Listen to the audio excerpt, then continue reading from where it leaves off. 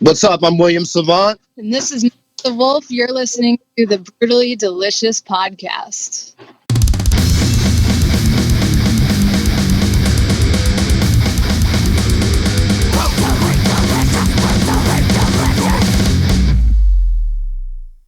Oh, Riina. I am here. Hey, we're all here now. That's my partner Riina, my partner Kris, and I'm Bruce. Nice to meet you guys. Nice to meet you. Hello. Can we all hear each other? I think so. I gotta say, I love your Christmas lights at the background. Thank you. I love your hat. That is so very cool. Yes. Rag. It's the what? It's a do-rag, you know, for like my dreads and everything to keep them. That's all right. I like it. Keep them crispy. Crispy dreads. I've never heard that term before. I'm gonna. I don't know if you noticed, but I have no hair, so I'm very jealous of people that have hair. Kidding. Everybody's camera is off. Everyone's shy. Gunshot. I gave you my reason for my camera, so because I have shitty internet. I know. Okay, so what's everybody else's fine print? Hey, my camera's on. I'm Scandinavian. I'm Finnish. I have no makeup on, so I look like the ghost of some guy. So that's my reason. No. Anyway, so for those not familiar with Sepsiss, can you give us the two sentence boardroom pitch? Oh God. The what? The 2-sentence boardroom pitch. Put your suit and tie on. We're in the boardroom. Yep. We are designed to create new listeners. The genre. We are the people's metal. Oh, we are the people's metal. That might be the best tagline we've had with the boardroom pitch. Oh, okay. Oh yeah, I think that's great. That's are. Weird. Somehow it takes me to North Korea, though. Hey. You know what it easy. You know what it does for me? It makes me want to sing, "We are the world." We are the people. It's tough now to be as metal as everybody once was, because if with everybody so sensitive now, the metal community is one of the last places you can go and say the F word without being put into a category. What is sorry? I can see that. Oh, the North Korea and all. Oh. The world is so sensitive. Yeah. The world is sensitive, isn't it? Come on, let's socialize. Sure is, though. I'm sure, though, that in North Korea, sensitivity is forbidden, and it doesn't exist. I'm sure it is. All right, I've got a quick question for you, and then it's nothing to do with sepsis at all, so bear with me for a second. But we've been talking to people all over the globe here for the last 2 weeks in Israel and Saudi Arabia and wherever. Do you think there's metal in North Korea? Absolutely. There has to be. There has to be, because they're pissed. Because they're right. It's the perfect climate for it, but I'm just wondering if it could even exist. I'm not sure if they're allowed to have instruments. I don't know. They have eaten their instruments, trust me. Jesus. I was going Oh. They probably, second as weapons or shields or something.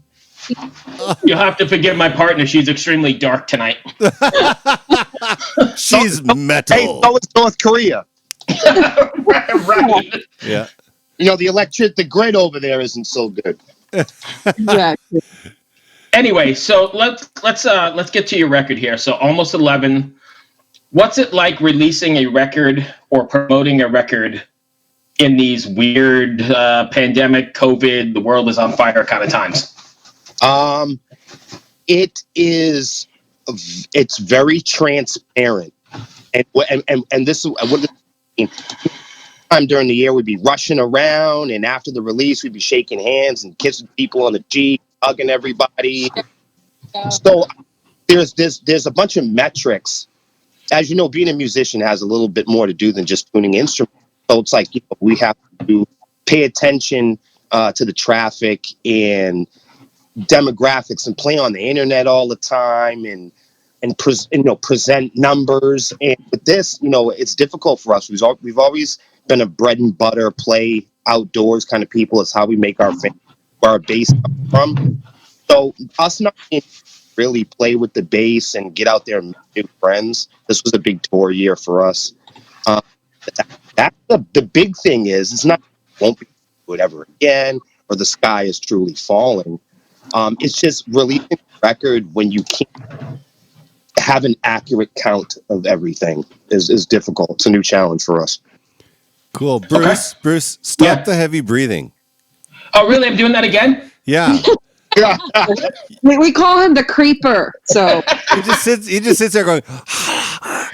Apparently, like after the third or fourth podcast of the day, they say that I breathe heavy. So I apologize ahead of time. I promise my hands are not in my pants and there's nothing weird going on. It's weird, because your panting is cutting off his talking. That's why I'm recording here and I'm like, hey, Bruce, shut up. So.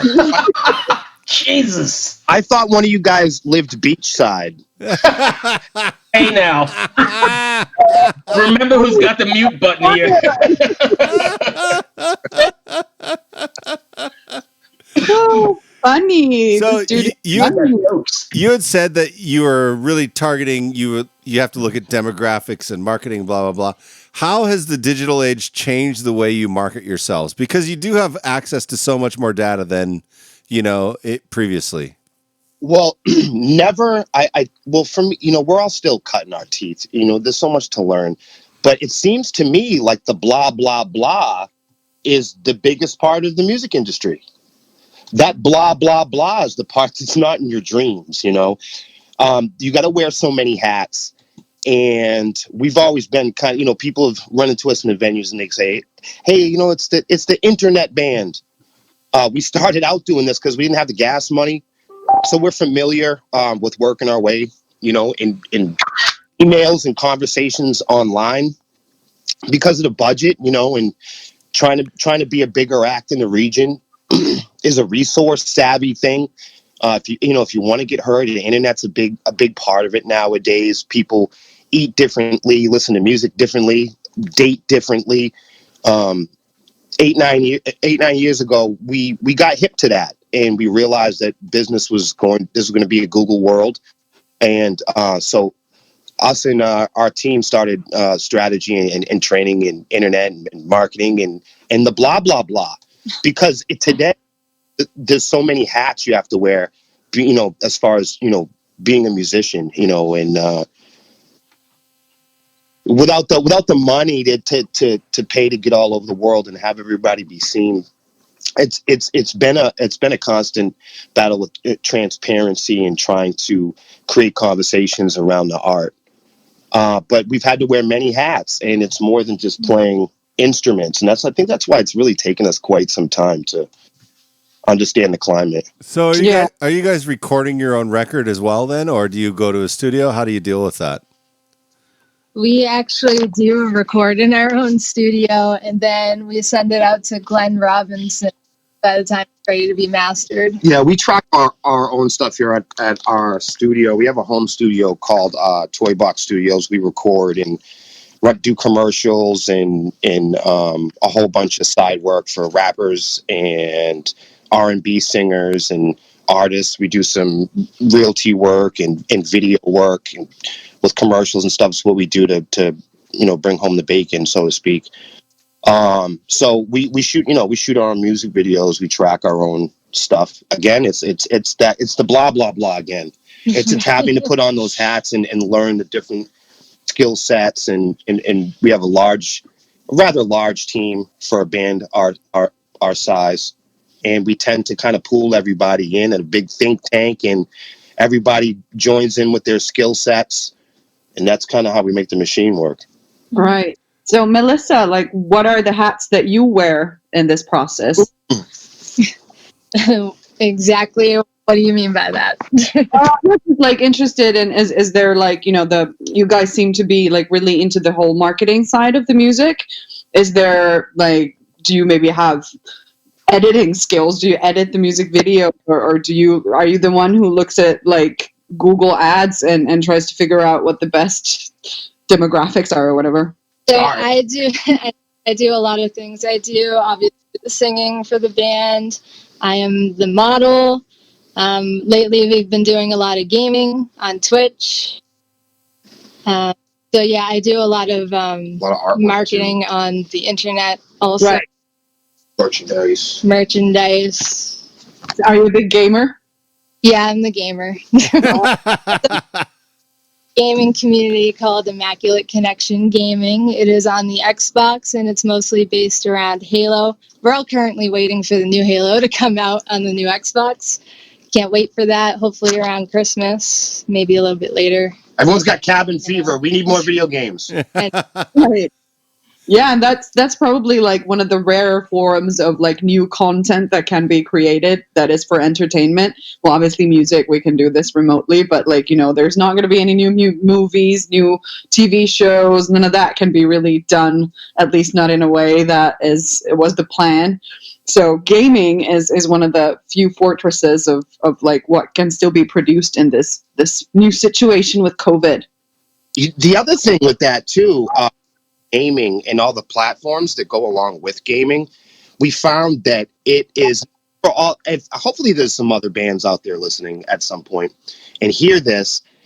But if you're a smart little band, I think that the gaming industry and platform is a great place to get feedback and create conversations around your music that doesn't cost you anything.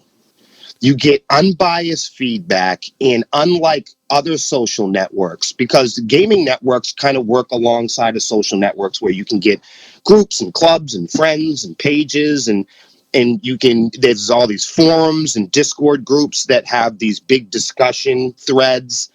And we have found early in the game that gamers are a great place to check the temperature for your music, and it's an untapped resource. You see, that's why Twitch is really becoming such a thing now with DJs and live performances and Yeah, you're right. But I heard though that there's a problem with Twitch. My friend Carlos from Solemn Vision, again a cool band, go check it out. Wanted to play some of my band's music and was like checking like what is our label and are we signed and so on, because apparently a lot of the music that comes from labels or are signed, if bands are signed to a label, they're going to get flagged really quickly and they want to take it down. We've been worried about that. That's been happening a lot on Facebook too. Mm-hmm. Heard. Right.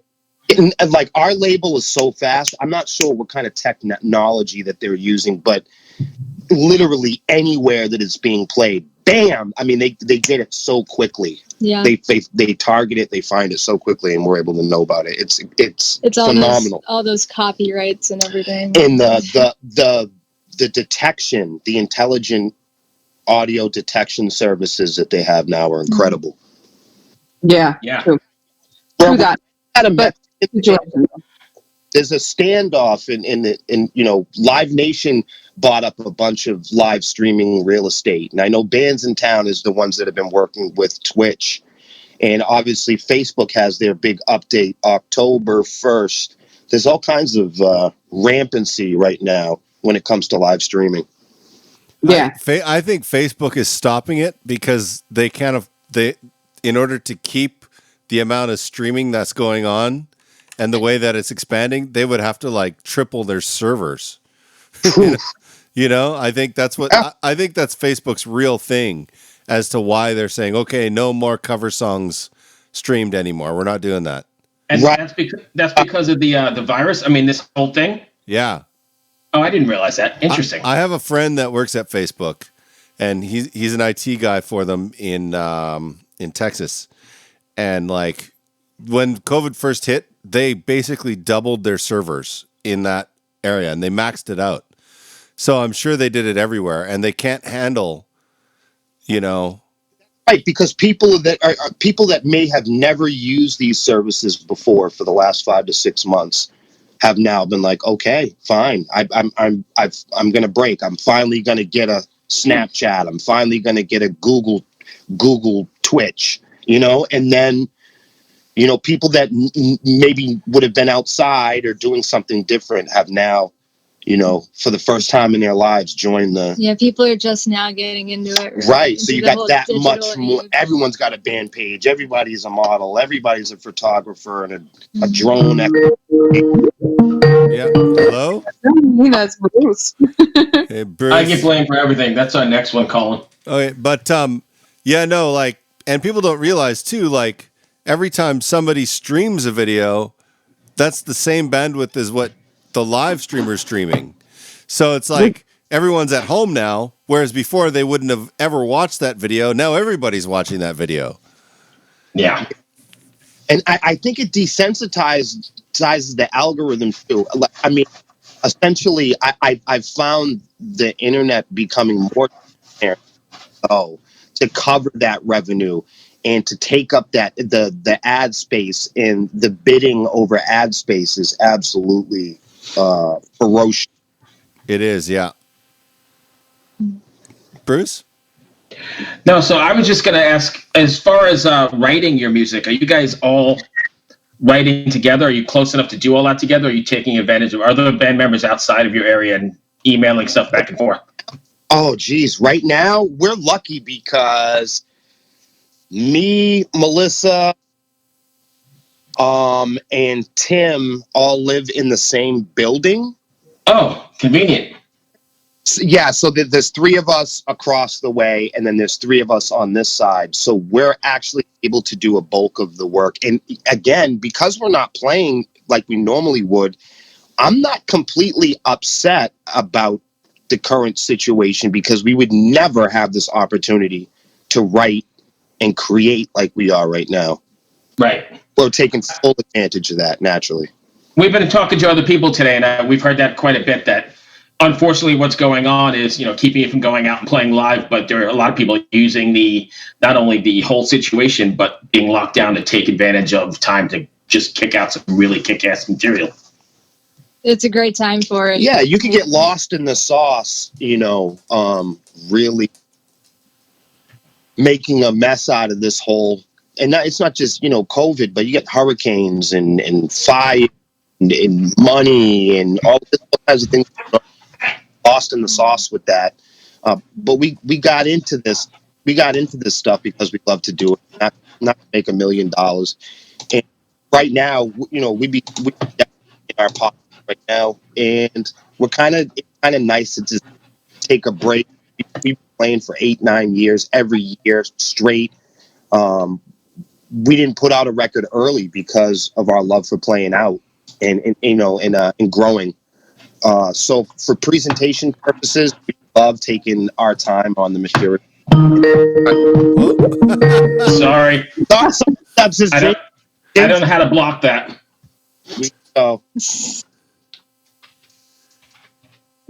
Still there? Yeah, I'm here. Yeah, okay, cool. Sorry, I didn't mean to interrupt. They keep calling, but so what do you guys have planned going forward then? I mean, are you going to be you're still doing the Twitch stuff? Are you doing any kind of live stuff on YouTube or Facebook or anything like that? We've been doing a lot of lives on Twitch. We're hoping to make another music video or two. Yeah, I think we're going to do 2. And we're actually in the process of writing as we speak. It's going to be a while before that comes out, but and we don't dare say anything about booking because we're going to offend somebody in North Korea. I know. We're Smart move. Sorry, Melissa. Go on. I'm hoping the year we'll be able to go more.